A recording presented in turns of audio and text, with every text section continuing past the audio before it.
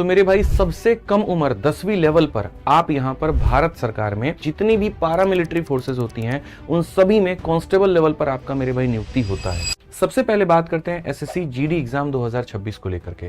तो ये किस तरह की नौकरी है? तो मेरे भाई सबसे कम उम्र 10वीं लेवल पर आप यहाँ पर भारत सरकार में जितनी भी पारामिलिट्री फोर्सेस होती हैं उन सभी में कांस्टेबल लेवल पर आपका मेरे भाई नियुक्ति होता है। ये जो जीडी की नौकरी होती है इसमें होता क्या है? तो दो चरण मेरे भाई होते हैं। पहला आपका होता है पेपर और दूसरा आपका फिजिकल और मेडिकल होता है। पेपर की अगर हम बात करें तो वहीं 4 सब्जेक्ट होते हैं। आपका मैथ हो गया, रीजनिंग हो गया, जीएस हो गया और चौथे में आपका हिंदी या इंग्लिश आप कोई एक पेपर दे सकते हो। सबके 20-20 सवाल आपके पूछे जाते हैं। 80 सवाल 160 नंबर कट ऑफ इसके आधार पर बनती है।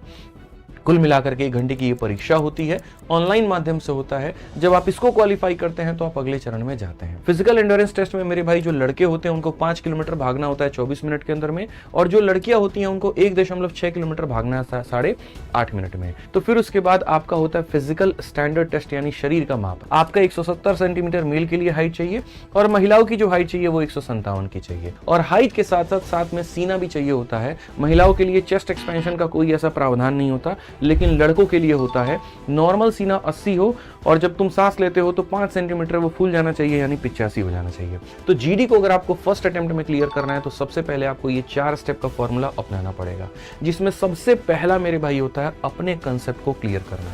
तो दूसरा आपका आता है मेरे भाई प्रैक्टिस, तीसरा जो आता है मॉक टेस्ट और क्विज, और चौथा सबसे बड़ी बात, जितना महत्वपूर्ण यहाँ पर तुम्हारी पढ़ाई है उतना ही महत्वपूर्ण तुम्हारा यहाँ पर फिजिकल भी है। लेकिन जितना महत्वपूर्ण तुम्हारा पढ़ाई है उतना ही महत्वपूर्ण सही रिसोर्सेज का पिक करना भी।